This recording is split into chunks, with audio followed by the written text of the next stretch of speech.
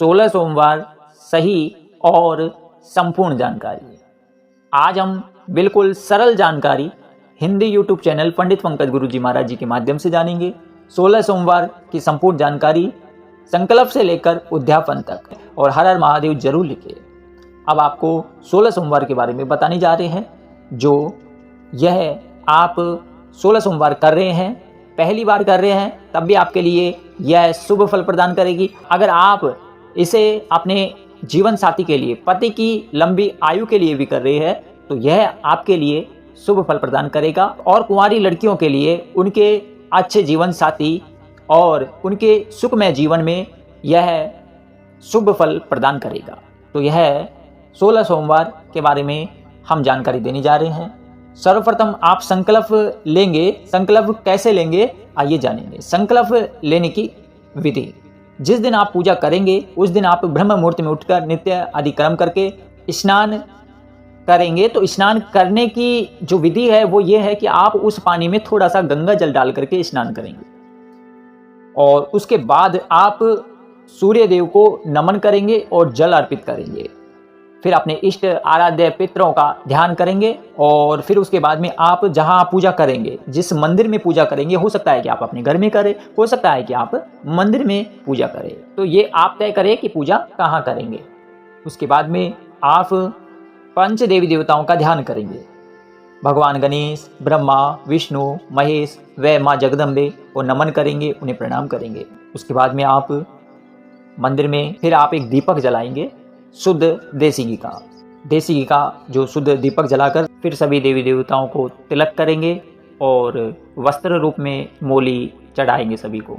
मगर ध्यान रखें कि भगवान शंकर को हल्दी या चंदन का तिलक करना है, और गणेश भगवान को भी हल्दी से तिलक करें। आप सभी देवी देवताओं को रोली से और कुमकुम से आप तिलक कर सकते हैं। तिलक करने के बाद शिवलिंग को गंगा जल से स्नान कराएं, फिर कच्चे दूध से स्नान कराएं, और फिर शुद्ध जल से स्नान कराएं। और आप फिर उसमें बेलपत्र, धतूरा, भांग, सफ़ेद पुष्प अर्पित करें। उसके बाद 108 बार ओम नमः शिवाय मंत्र का जाप करेंगे, और थोड़े से चावल लेकर उसमें से, यानी कटे हुए चावलों को निकालना है, और जो साबुत दाने हैं चावल के, वो 16 दाने लेने हैं चावल के। उनको आप हल्दी से रंगना है, यानी वो पीले हो जाएं। फिर आप अपने सीधे हाथ की हथेली में रखकर भगवान शंकर का ध्यान करेंगे, और आपकी जो इच्छा है, जो आप जिस कारण व्रत कर रहे हैं कि हमारी ये मनोकामना हो जाए, तो वह मनी मन में आप 16 बार बोलेंगे। मनी मन में 16 बार बोलना है, और ये कहना है कि मैं 16 सोमवार करने जा रही हूँ, यह मेरा व्रत सफल हो। हे भगवान शंकर, मेरे कार्य में जो बाधाएं आ रही है या आए, उसको आप दूर करें और मेरे व्रत को सफल बनाएं। और फिर आप भगवान शंकर का नाम लेकर के और शिवलिंग पर अर्पित कर दें। उसके बाद में आप भगवान शंकर को दूध से बनी खीर या मिठाई का भोग लगाएं, और सभी देवी देवताओं को भोग लगा करके आप शिव कथा पढ़ सकते हो वहाँ बैठ करके, या फिर आप सुन भी सकते हो। ठीक है, क्योंकि आजकल मोबाइल है, तो मोबाइल में भी हम यूट्यूब पर सर्च करके शिव कथा सुन भी सकते हैं, या फिर आप पढ़ने में समर्थ हैं तो पढ़ना शुभ रहता है, यानी कर्म करना हमारे लिए शुभ है। तो इसलिए अपना कर्म है ना, तो वो आप स्वयं करेंगे तो इसका फल अधिक मिलता है। तो आप शिव कथा पढ़े और उसका फल भी प्राप्त करें। फिर आप तुलसी और पीपल में जल अर्पित करें। फिर अपनी इस 16 सोमवार की जो विधि में, जो व्रत खोलने का जो परंपराएं हैं, उसमें आपको जो विचार हैं वो क्या फॉलो करने हैं, वो ये है कि आपको नमक का इस्तेमाल नहीं करना है। हो सकता है कि आप सेंधा नमक का इस्तेमाल कर सकते हैं, लेकिन सादा नमक नहीं लेना है यूज में। 16 सोमवार में आप फल, मेवे, नारियल पानी, दूध, जूस, आलू से बनी बिना नमक की चीज़ खा सकते हैं। साबूदाना, गाय के दूध से बनी मिठाई, खीर खा सकते हैं। तामसिक भोजन से छूना नहीं है। ठीक है, यानी आपको उससे दूर रहना है, हाथ भी नहीं लगाना है तामसिक भोजन में।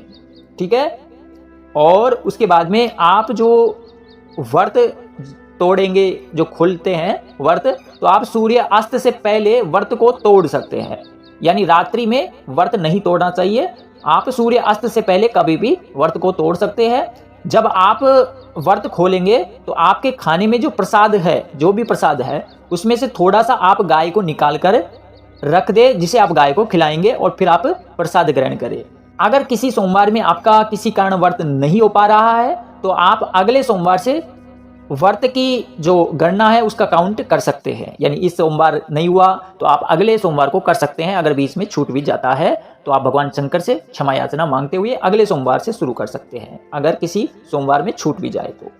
जब आपके जो 16 सोमवार पूर्ण हो जाए तो आप उसके बाद किसी एक सोमवार में फिर आप अपने घर में शुद्ध भोजन बनवाएं, प्रसाद बनवाएं, शिव जी की पूजा करें और जहां आपने संकल्प लिया था, हो सकता है कि आपने घर बैठकर अपने मंदिर में ही संकल्प लिया या हो सकता है कि किसी मंदिर में लिया, तो उसी स्थान पर आप वहां जाकर भगवान शंकर की पूजा करें और पूजा करने के बाद आप अपने मन में और भगवान शंकर से यह विचार प्रकट करें कि मेरा 16 सोमवार पूर्ण हो चुका है और हे भगवान शंकर, हे शिव परिवार, मैं 9 कन्या या 5 ब्राह्मण भोजन कराने जा रही हूँ।